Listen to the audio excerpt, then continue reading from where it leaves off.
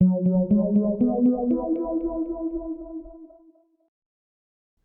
Alex. I'm a student here at CAS, studying business management with digital innovation and entrepreneurship, and I'm also the founder of Acrux, a startup that has the goal of helping people make career transitions using software. Mainly my background is in sports. I have been playing almost professionally in a youth level football for a team called Panionios in the back then first division in Greece. So before starting my business, I had worked at a startup for around a 3-month period where it was just a team of 2 and I joined as the third person. They had already received some seed funding and I learned quite a lot of stuff there in that period, but at the end I decided that I would be better off if I went off and started my own thing rather than stay there.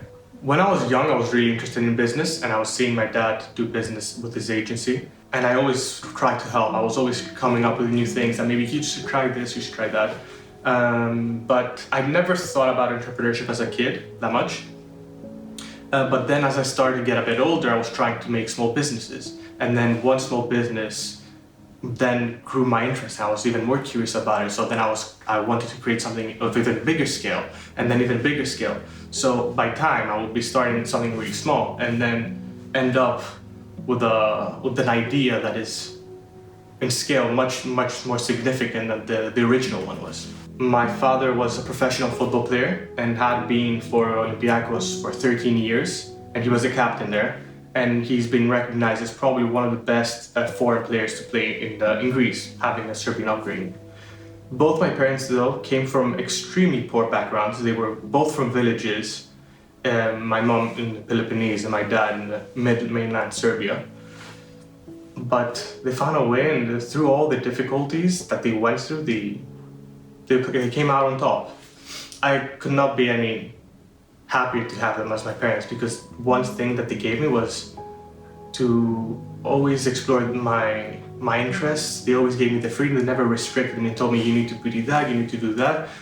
They let me go and they gave me the responsibility to take life in my own hands. They wouldn't restrict me in any way. What my business is about is, to put simply, trying to help people make career transitions. Because in sports, where the idea starts, you see athletes involuntarily have to end their career essentially at the age 30 to 40. It's non-optional, and then they have to make a career change and find a new job after that, which is completely different to what they were doing before, even if it is in a similar kind of market. But then what I also noticed is that kind of trend, like difficulties having the career transition, which if done wrongly have very bad consequences, like financially, personal. What I'm trying to do essentially is, by using software at the moment, it might change, is help athletes make that transition from their old career to their new career.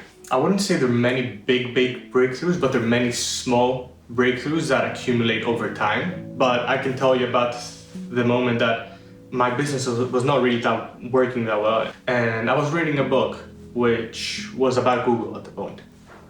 Still business related. And then I thought, oh, wait, I'm making these people pay for that product where I could still solve the same problem but make it free in a sense and still have monetize it just as before. And that would make it much easier, both in the long term and for scalability, and we'd be much more like a startup. That's just one example, but really breakthroughs happen all the time in like small amounts and then they just stack up.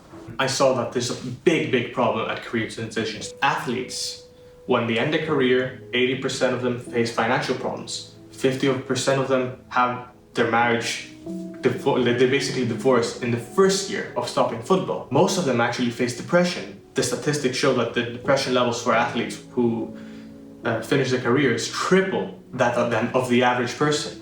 And of course, I saw that as well in my family, with my dad having to make that transition. I've seen him as an example, but I've also seen many of his teammates as an example of how they coped with that period of time. And it was obvious to me that that's definitely a problem that needs to be solved, and there's really not a solution at the moment. I'm always very optimistic.